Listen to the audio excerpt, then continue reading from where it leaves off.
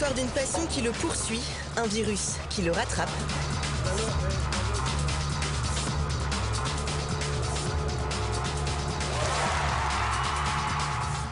C'est le film Japlou qui a remis en selle Guillaume Canet, 20 ans après une grave chute dont il se souvient encore. J'avais un cheval qui s'appelait Rimsky et un jour il est parti une foulée avant sur un auxerre, j'ai fait un panache et je suis tombé avec le cheval qui m'a marché dessus et du coup je me suis ouvert un peu partout, enfin je me suis trop de crampons dans la main, dans le dos et tout ça et puis j'ai décidé d'arrêter du jour au lendemain. Après cet accident j'ai arrêté et j'ai pas remonté pendant 20 ans et à chaque fois que j'allais chez mon père je voulais pas monter et c'est le film qui m'a fait finalement, après avoir refusé longtemps de faire le film, j'ai accepté et là j'ai retrouvé toutes les sensations et je me suis dit mais comment j'ai pu m'arrêter pendant aussi longtemps. Et voilà, et puis le virus m'a rattrapé. Ce jour-là, Guillaume montra pas moins de 4 chevaux sous l'œil de Frédéric Lagrange, avec qui il s'entraîne. En tant que cavalier, c'est quelqu'un qui est très déterminé. Très déterminé, c'est un vrai passionné, et puis il se passionne pour tout, c'est-à-dire de la préparation des chevaux, l'ostéopathe, le dentiste, enfin il a un intérêt pour tout et pour vraiment tout savoir et tout comprendre du fonctionnement. De toute façon, quand il est au milieu de la piste et qu'il est tout seul, il est comme les autres, exactement, oui. Après, il y a peut-être un peu plus d'objectifs braqués sur lui, mais je pense que c'est très bien et ça fait du bien aussi à notre sport.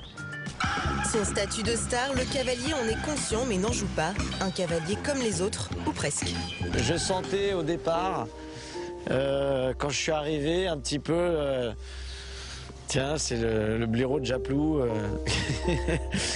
Est-ce qu'on me traite comme les autres? Non. Je vois bien que des fois, j'ai des petits avantages à être placé dans les box, dans les box à l'intérieur.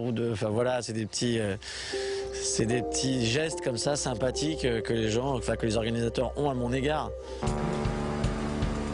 Mais loin des tapis rouges, ce n'est plus l'acteur, mais le compétiteur qui se fait remarquer pour ses talents.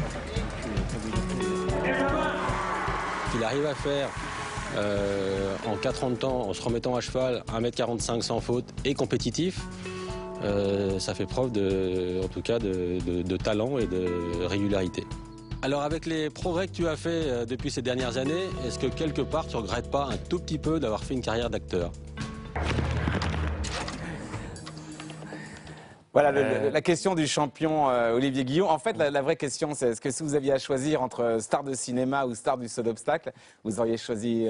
Moi, je voulais vraiment devenir cavalier pendant toute mon adolescence. D'ailleurs, avec Olivier, lui, il était déjà au-dessus. Moi, je faisais les critériums juniors, lui, il était dans les championnats. Et on est toujours d'ailleurs très très potes. J'ai beaucoup d'affection pour lui. Je trouve que c'est un cavalier immense.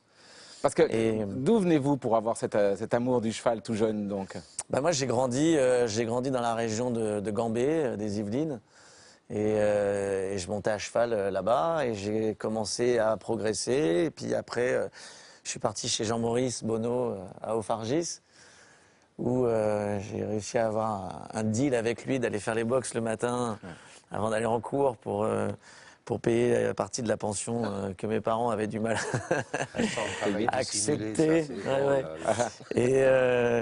Et en fait, voilà. Et puis j'étais tout le temps, toujours très très passionné par le sport, par l'animal, par ce sport qui est quand même très très particulier, par l'humilité que ça demande aussi, parce qu'il n'y a rien, c'est une science inexacte.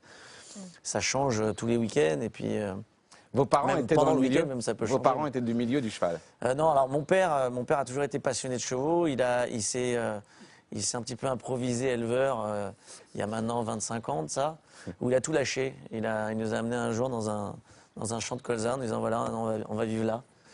Et puis contre l'avis de tous d'ailleurs, qui lui disaient parce qu'il a investi là-dedans, il a essayé complètement endetté là-dedans et il a fait un endroit dans lequel il y a eu d'ailleurs plusieurs fois des grands concours complets à Bonneville et avec Jean-Yves Bonneau d'ailleurs, le frère de qui Jean-Maurice. s'associe avec Jean-Yves.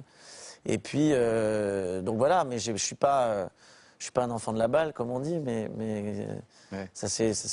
Mais le cheval reste très important pour vous parce que si mes informations sont bonnes, elles viennent de Jean Rochefort. C'est quand vous alliez faire les box justement chez Jean-Maurice Bonneau que vous avez croisé le propriétaire de Jean-Maurice Bonneau. C'est Jean qui est venu à la maison en fait. Il avait une jument qui avait pouliné à la maison et mes parents n'étaient pas là. Il a appelé. Il me dit Rochefort à l'appareil. Et j'ai dit oui. Il me dit je viens voir ma pouliche. Je dis bah venez, je vais vous la présenter. Puis on est rentré dans le box. Il m'a regardé. Il m'a dit t'as une gueule à faire du cinéma. Et je dis bah je galère un peu en ce moment. Je fais des téléfilms, du théâtre. Il me dit bah, j'aimerais bien te présenter un réalisateur avec qui je vais faire un film de long métrage. Et en fait, ça s'est très mal passé avec le réalisateur qui n'aimait pas du tout que Jean m'impose. Et finalement, j'ai passé des essais qui se sont bien passés. Il m'a pris et finalement, la bonne expression, Jean m'a mis le pied à l'étrier. Ouais, exactement. Et je lui dois énormément beaucoup et je l'embrasse s'il nous regarde. C'était notre parrain, il était le premier à venir ici. Alors on l'embrasse évidemment avec beaucoup d'affection aussi. Un mot, Hervé Godignon, sur le parcours passionné, on l'a compris, hein, une passion sincère. Oui, absolument. Et puis, comme le dit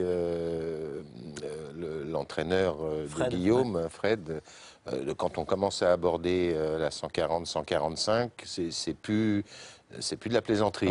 C'est déjà du très bon niveau. Je dirais qu'à partir d'une hauteur, les centimètres comptent double. Moi, j'avais envie de te demander, puisque tu étais parti de l'équitation, parti au cinéma, tu es revenu vers cette passion. Est-ce que ça t'a pas traversé l'idée d'un moment de prendre une petite saison ou plusieurs un peu sabbatiques pour dire allez, je vais essayer d'aller grignoter encore un ou deux paliers? Si, alors en fait c'est ce qui s'est passé d'ailleurs l'année dernière. En fait, pendant 5 mois j'ai arrêté de travailler, j'ai fait que ça. Et j'étais très heureux d'ailleurs parce que je suis arrivé en fin de saison à avoir des résultats que j'avais pas eu avant, comme le Grand Prix à Lyon où j'ai fait 6e du Grand Prix 2 étoiles, qui était pour moi un truc inenvisageable au départ. Et bon après il a fallu que je retravaille un peu cet hiver. Et là, je me suis organisé pour que cette saison, là maintenant, je fasse que ça aussi. Donc si j'arrive à continuer comme ça et à réussir à alterner, ça devrait... Comment ça se passe avec vos contrats dans le cinéma? Parce que c'est un sport à risque un peu. Est-ce que parfois vous êtes caché? Est-ce que vous allez à l'entraînement sans le dire lorsque vous avez le contrat avec les Américains notamment? L'année dernière, j'ai monté pendant un film en concours alors que j'avais pas le droit. Je suis content qu'il ne soit rien arrivé. Je montais quand même avec le gilet airbag et en fait les assurances, maintenant, en fait, je préfère le dire quand même parce que c'est quand même mieux. Donc je les préviens et ils savent quelle date j'ai des concours et je monte avec le gilet.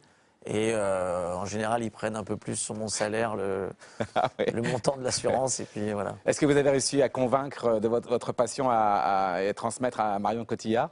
Oui, elle vient. Alors c'était très marrant parce que Jean m'avait prévenu. Il m'a dit tu vas voir, elle va adorer la première année.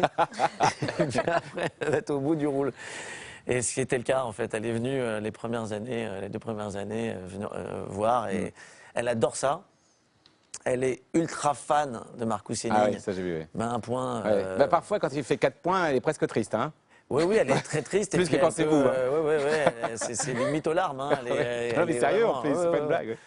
Puis quand je suis devant Equidia et que je regarde un Grand Prix, elle me dit bah, tu m'appelles quand c'est Marcus. Quand c'est Marcus, je l'appelle, elle vient. Et voilà. On a plein de questions à vous.